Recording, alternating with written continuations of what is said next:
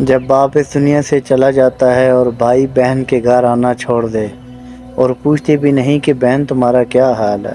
ایک بہن کی گزارش تھی کہ اپنی ویڈیو میں بہنوں کی شان بیان کر دیں۔ میں نے پوچھا کہ بہن کیا ہوا ہے، تو آگے سے رو پڑی اور کہنے لگی کہ جب سے میرے بابا اس دنیا سے رخصت ہوئے ہیں، میرے بھائی بیویوں کے چکر میں پڑ گئے ہیں، میرے گھر آنا ہی چھوڑ گئے ہیں۔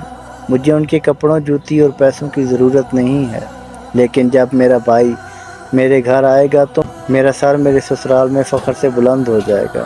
مجھے ان کی کسی چیز کی ضرورت نہیں۔ وہ بہنیں سارا سال انتظار کرتی ہیں تمہارے جوتی، کپڑے اور پیسوں کے لیے نہیں، جو سال بعد عید کے دن گھر جا کر دینے ہوتے ہیں۔ ان سب کے لیے نہیں، بلکہ وہ اس لیے انتظار کرتی ہیں کہ اپنے سسرال والوں کو، اپنی سہیلیوں کو بتا سکے کہ میں اکیلی نہیں، میرے بھائی میرے ساتھ ہیں، میرے بابا کے بعد میرے بھائی سب کچھ ہیں۔ اللہ تعالیٰ نے دنیا میں انسان کو بہت سے خونی رشتوں سے نوازا ہے، جس میں ماں باپ کے بعد سب سے طاقتور رشتہ بہن بھائی کا ہے۔ کہا جاتا ہے کہ یہ سب رشتوں میں سب سے طویل رشتہ ہے، جو عموماً پیدائش سے لے کر زندگی کے اختتام تک جاری رہتا ہے۔ بہن بھائی ساتھ اٹھتے بیٹھتے ہیں، کھاتے پیتے ہیں، لڑتے جھگڑتے ہیں، سوتے جاگتے ہیں، ہنستے بولتے ہیں، اور ان کی آپس کی یہ محبت ایک دوسرے کو طاقت فراہم کرتی ہے۔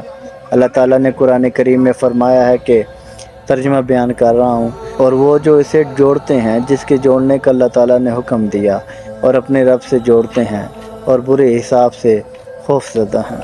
اللہ تعالیٰ ہم سب کو اس پر غور کرنے کی توفیق عطا فرمائے۔ اللہ آسانی اصل اور محبت تقسیم کرنے کے شرف عطا فرمائے۔ سلام پہنچے۔